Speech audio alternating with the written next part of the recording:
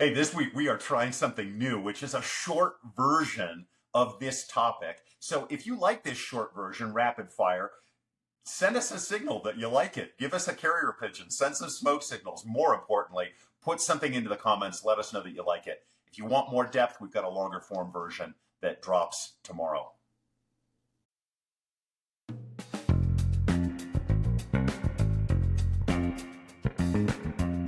Well, hey there, senior leader, and welcome to the Talent Sherpa podcast. This is where senior leaders come to rethink how human capital really works. I'm your host, Jackson Lynch, and today we are talking about something that quietly eats away at HR's influence, our inability to consistently execute. We're calling this one Execution is the Strategy, HR's Credibility Crisis. And so before you start sweating into your Patagonia vest, this is not a hit piece. But it is a reckoning because we've all been part of beautifully designed strategies that never really landed. And today, my co-host Scott Morris, he's the founder of Propulsion AI and the guy who once said, HR needs fewer ideas and more receipts, is joining me to unlock where we are going wrong and what CHROs must do right now. Let's start with the real question, Scott. Why do so many strategic HR initiatives fail to earn the respect or even the traction in the business? And here's the answer I think no one wants to say out loud. It's not the strategy. It's the follow through. And every time we announce something big and then we fumble the rollout, our credibility quietly tanks. And people remember. Nobody talks about the vision deck that you showed at the Q1 offsite. They talk about how it never actually launched, or worse, how it showed up 3 months late and nobody knew who owned what. Right. We assume being visionary is enough to earn us a seat at the table. But strategy without execution, that's just very expensive theater. Yeah, and let's be honest about it. In most companies, the bank account of trust is already overdrawn for HR. And if you miss one more high-profile initiative, suddenly you are back to being the department that just runs the performance review platform. Yeah. So if you want influence, deliver on time, at scale, with business impact. Execution is the strategy, which I think leads us to the next issue, strategy theater. I've seen HR teams spend months creating and crafting mission statements and leadership models and engagement frameworks, and then just email them out like a company newsletter. I'm embarrassed to say it. I don't know whether I should admit this or not. I worked with a team. We were doing a program, and we actually made a 72 slide deck to explain how we were going to lead through ambiguity. And you know what was ambiguous? What anybody was supposed to do after they read it. We've all been there, brother. I mean, strategy theater looks good in the boardroom, at least in our heads, but it creates zero traction in the field. And when we assume line leaders will fill in the execution gaps, we're just setting them and ourselves up for failure. And I think, Jackson, this is where I think we continue to hurt ourselves because the business notices. And over time, the worst outcome is they stop listening, or what's worse is they start working around us. And that's kind of the silent death of HR's influence when they start executing without inviting us. Yeah, the best CHROs I know, they don't just ideate, they operationalize. They're builders. They're not broadcasters.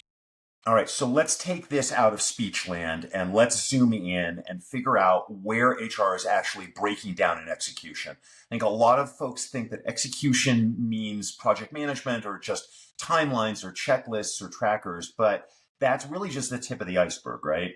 Exactly. Execution is systems, sequencing, communication, adoption, accountability.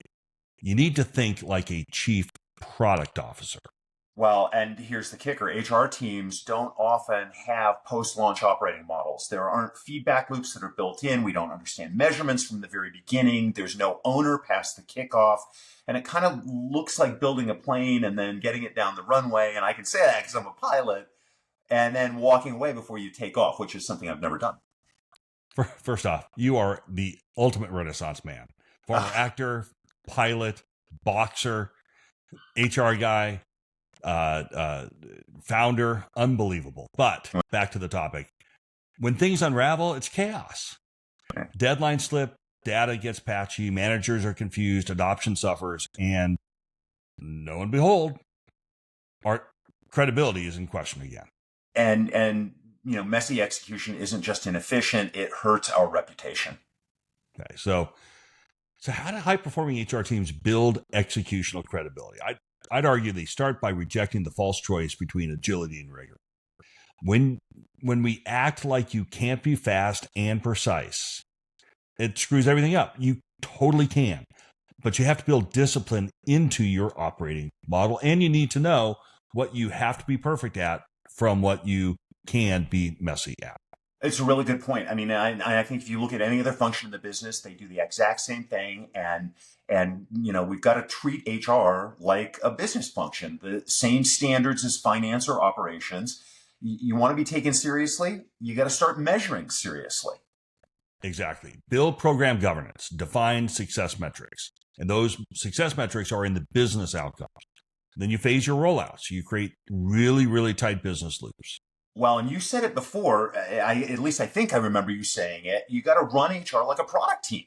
And product teams use agile methods. They launch, they learn, they figure out what's going right, what's wrong, they iterate. They don't just roll it out, they own the whole life cycle. That's 1,000%. When HR leads from design through adoption, not design through deployment, we earn strategic legitimacy. It's not because we said something smart, although, let's be honest, we do.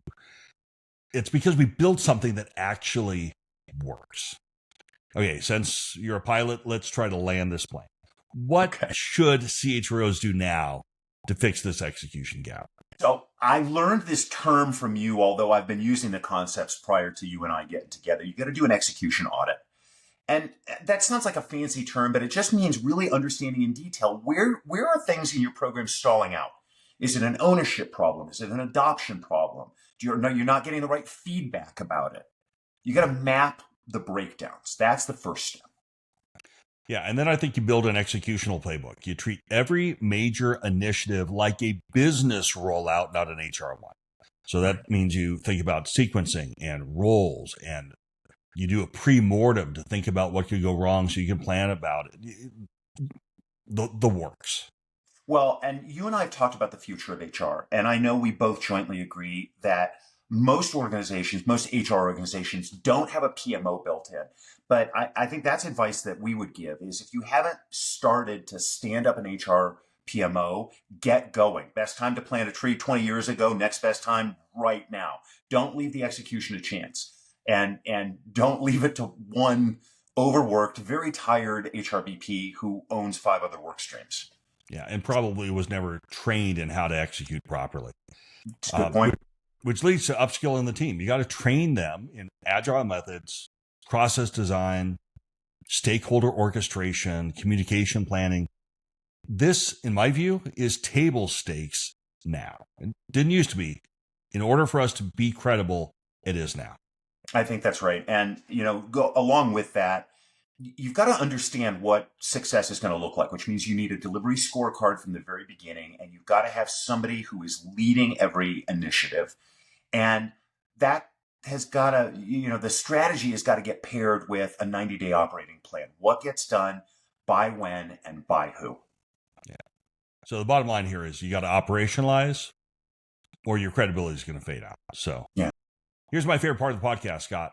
It's the summary. Sound effect. Sound effect. Okay.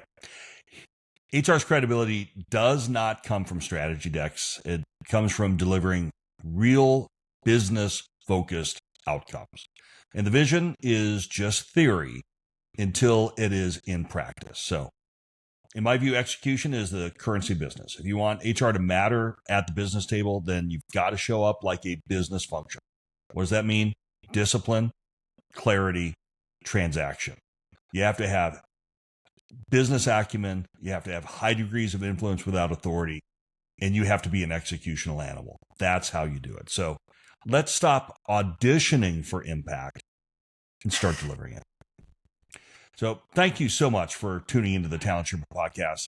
As you know, this is where senior leaders come to rethink how human capital really works. And a quick shout out to one of our favorite listeners. Hey, James. Thanks for being a part of the Talent Sherpa community. And if you enjoyed this episode, please hit like, hit subscribe, leave that review, 5 stars on your favorite platform, whether it's Apple Podcasts, Spotify, YouTube. If you're thinking about leaving a 2-star review, forget I said anything. It's not really that helpful. If you're a CHRO, by the way, wondering where to start your AI journey because your CEO keeps asking, don't forget to check out Propulsion AI at www.getpropulsion.ai. That's transforming how smart companies turn HR insights into very, very powerful outcomes. And if you're an emerging or brand new CHRO ready to accelerate your impact, head on over to talentsherpa.substack.com or mytalentsherpa.com. We have tools made just for you. And that's all for now. We appreciate you spending that time with us, and please share it with others who you think might also find value. And until next time, raise the bar, push the limits, and keep on climbing.